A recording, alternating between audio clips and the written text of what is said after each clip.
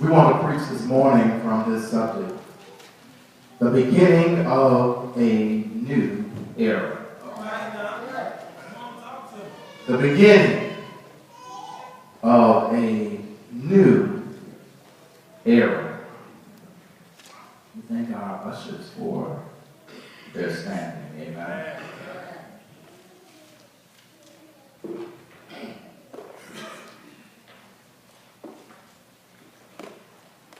If you were given the power to change the world, would you do it?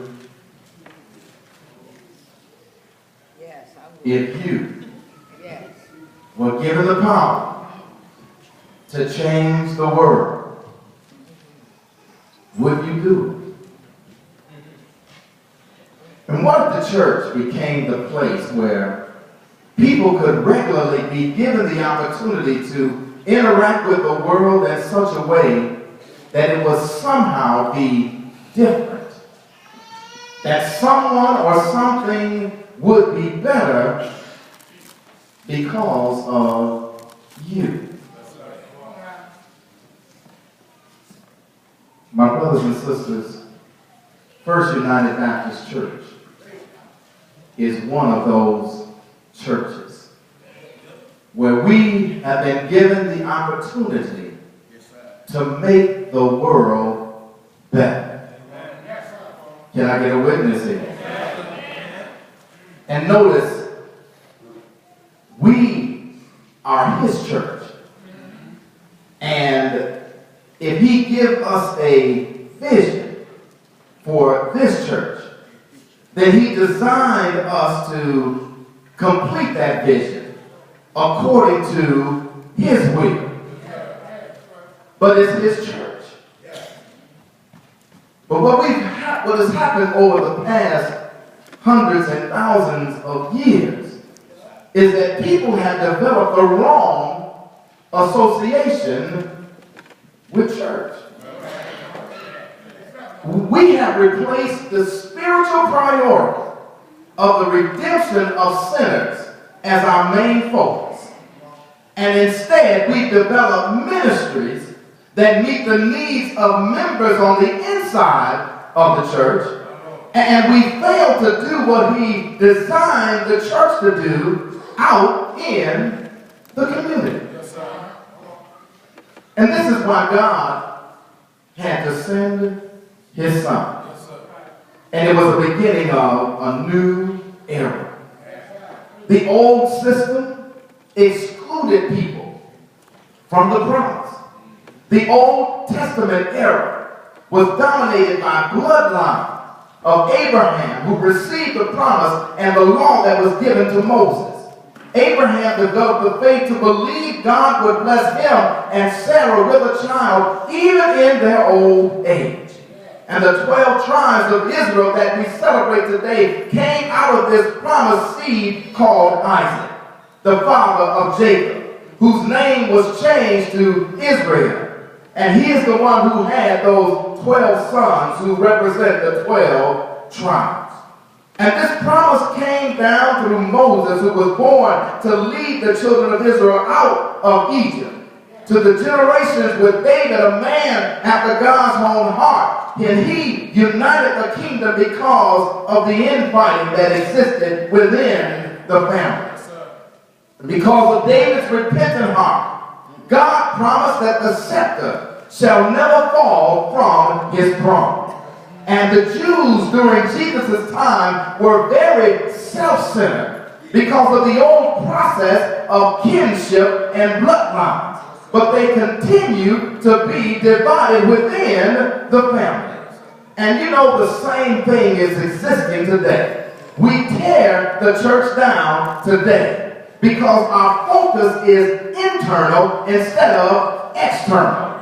People are selfish here in the church. People are jealous here in the church. People become insecure here in the church. But thank God for a new era. No longer would other people be left outside of the promise because they were not born through a bloodline of Abraham. But remember, he told Abraham that through him all nations would be blessed.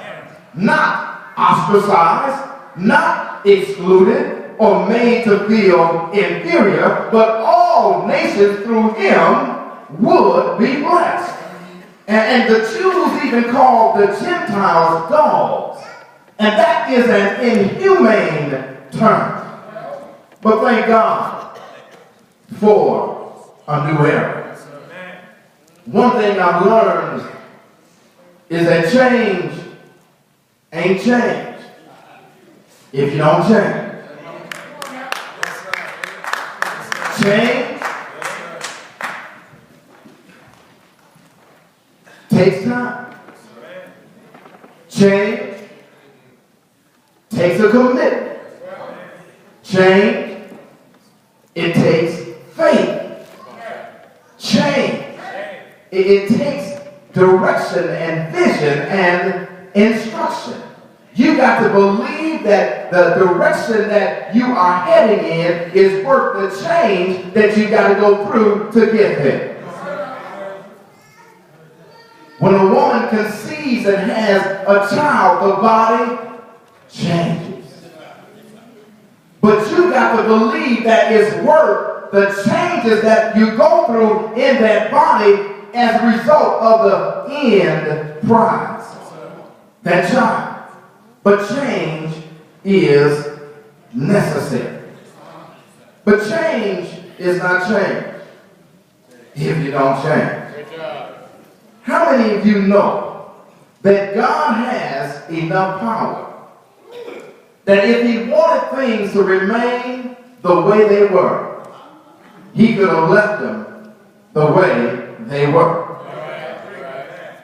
He wouldn't have had to start a new era with new leaders if things were going the way they were supposed to go.